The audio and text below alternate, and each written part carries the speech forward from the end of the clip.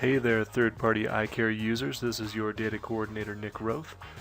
We're going to walk through the third-party data extract uploading training process.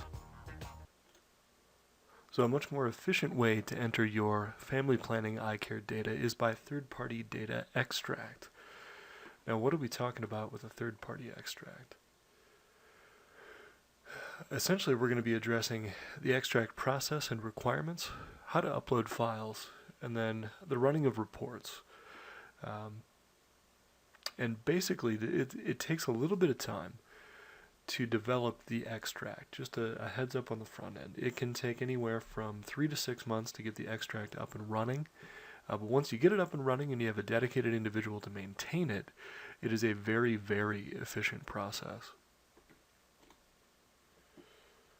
So, what is an extract? The extract is a text file containing clinical visit information.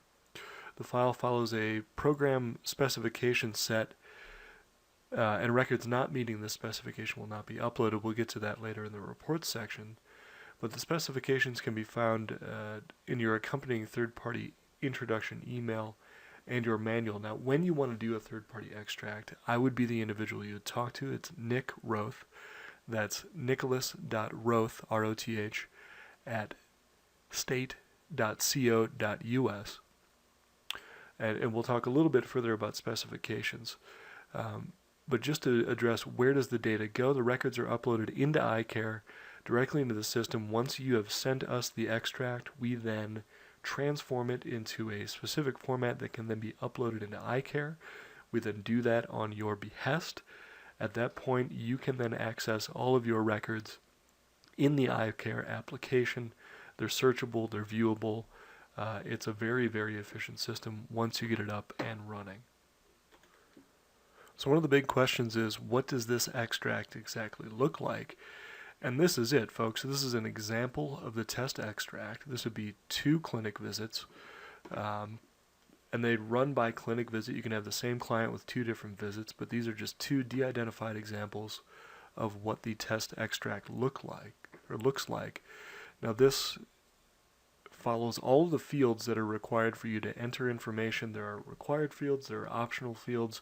Those are all included in our specifications. And essentially what we want you to do is to draw all of this information out of your EMR and develop a crosswalk that then puts this information out into this exact format. Now this format is going to be given to you in a specific way that allows you to track the fields of information that we are requesting, and you'll notice it's a good bit of information.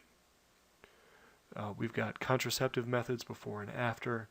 You have CPT codes in here. You have client income information. You have basically everything that is entered and or required into iCare in an extract format over 57 fields. So what we are asking of you is to take the information from your EMR and transfer it into this format right here. Text file, it's pipe delimited, and this is what we're asking you to do. This is the magic of the third-party extract. When you submit one of these, typically they are hundreds of clinic visits long, so we do them over 3 months. And when they go in smoothly, it is a wonderful process. Developing it can be a bit of a hassle. It takes a little time to make sure that you are crosswalking properly, that we are getting all that information from your EMR into this format, into our iCare importing system, and then it accurately reflecting what you are attempting to send our way. So there is a little back and forth when we do develop extracts. However, this is it. This is what we're looking for. You pulling your EMR into this format. So you may ask, what happens if you don't exactly meet that format? Well, we have a couple of ways by which we validate the data that you send us. And what we'll do, it's a 2-tiered system. If the records are not imported, they will not count toward your agency totals. So you'll notice a differential in numbers. The other thing we're going to do is we're going to kick out an error report that allows you to correct your extract in order to then resubmit it to us to then add those records in. Now, iCare is capable of importing all correctly formatted extract clinic visits For those individual ones that are not included, iCare allows us to kick out a report that we will then send to you to then correct data, resubmit an extract of corrections. We will then import them into iCare. You can check your numbers again by running reports, and that's how we get all data over a 3-month set. Now, there are some requirements as far as just schedule and how we handle data internally at the CDPHE. Third-party extracts are required by quarterly submission. We accept them on October, January, April, and July. For October and April and July, they're due on the 15th. For January, they're due on the 10th. Now, the reason for the difference on that is that in January, we are collecting all data to then submit to the federal government, so we give ourselves a little more leeway with the January 10th deadline as opposed to the regular 15th in order to make sure that all data is clean and ready to go off to the federal government.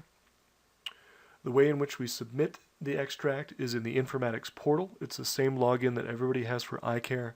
You'll just have a special tab in your navigation on the right section of your login that is a third-party file upload piece of information. A heads up, we do lock down data twice a year. We lock down data after the July submission and then after the January submission, obviously before the federal output. And your agency is responsible to run quarterly reports to make sure that the numbers that you know you have in your system matches what you are then sending us and importing into iCare. So just to show you what the schedule looks like, it's 4 times a year. It's by the 15th of the October, April, and July deadlines, and then January 10th, of course, for FPAR reporting. Just to give you a little more detail on the lockdowns, we locked down on January 31st all data submitted from July through December of that prior year. And in August, or at the end of July, we locked down all data from January to June. And after this date, you can't enter any revisions or additions to information in iCare for those prior dates. So if and when you run into a bit of data you need to have changed, that's when you have to contact your data coordinator, which would be me, Nick Roth. Contact information will be forthcoming at the end of the training.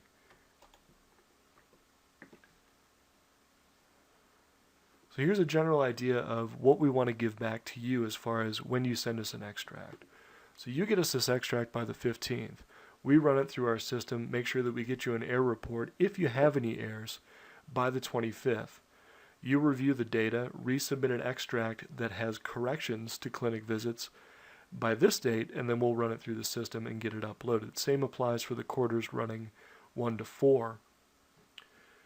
Now, we will help you walk through how to fix that data. We're not going to send it to you blind.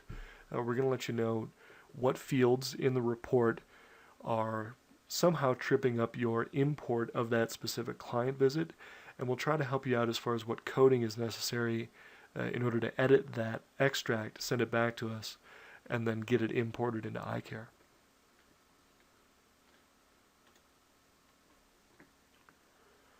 Now, some suggestions for agencies that are submitting extracts. This is very important. We highly recommend there be a dedicated data coordinator. You're going to want an individual that is specifically dedicated to pulling this information from your EMR, putting it into that extract format, sending it to us, and then doing that back and forth with error reports until we make sure that all the data for that quarter is accurate, and has been successfully imported into iCare. We suggest that the data coordinator report out at staff meetings regularly, and that the data coordinator needs to proactively check reports because the CDPHE staff does not necessarily have the responsibility of making sure that your data is all in at all times. We're going to give you all the tools and all the guidance you could possibly need to be able to turn that error report around to a fixed submission. And just to be clear, all that you get right on the initial submission, all those clinic visits, those go in. The only thing we're going to send back to you is the usually single-digit number of errors for individual clinic records that you're going to have to do a little bit of a fix of. Usually it's just a little piece of coding or the way in which a date is formatted. You'll resubmit those individually. So say you had 3 errors on an extract. That's 3 clinic visits. So we would send you those 3 individual clinic visits. You would then send us an extract that consists of 3 lines And that's it. Now, in order to upload information into the iCare portal, it's the same access as any other iCare user. The link is listed here. When you log into that link, you can select Upload from your right navigation panel. You'll then select a program and choose iCare. There are a few other programs in there depending on what access you have. You can browse for your file to upload and then type the file description in.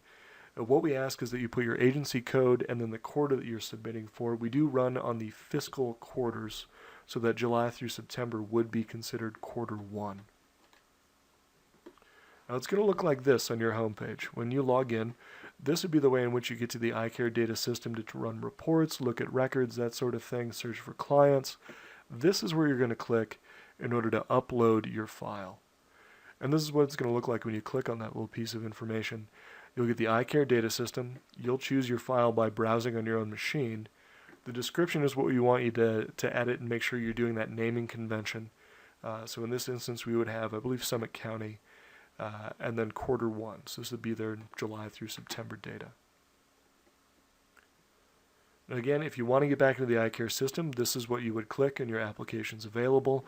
If you have access to other applications from the CDPHE that we house on the Health Informatics Data Systems portal, they will show up in this list. But iCare is the one you want to click on in order to access family planning data. And what you're going to want to do after you submit the data, we've done our back and forth, we've got all the numbers right, you've submitted it once, you want to run reports. And what you want to run is the iCare data system reports. And this one right here, we're going to do for you. We're going to run the error report, turn it around your way, let you know what needs to be fixed so you can work on it and then send it back to us. But you're going to want to run this report right here to make sure that your numbers are up to snuff. So here's a bit of information on the return date.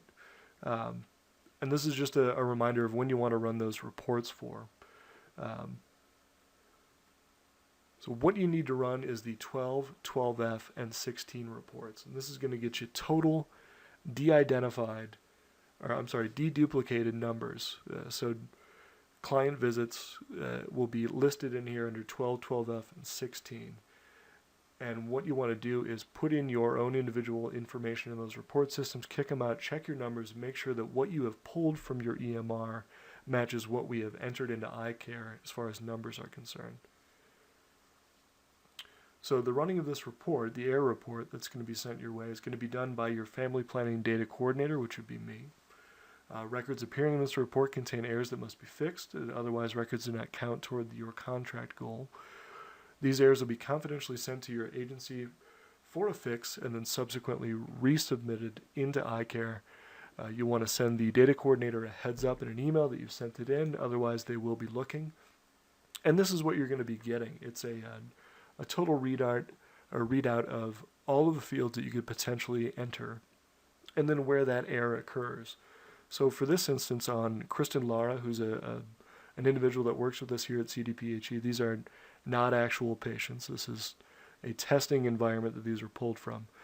But you'll notice they have an income issue on their extract. So when you look at that extract, you're going to want to note where the income is on those fields. And let's take a peek at that real quick. So you're going to open up that extract, find that patient, and then go to field number 56. And we'll give you this mask, and you can use it on all of your extracts if need be.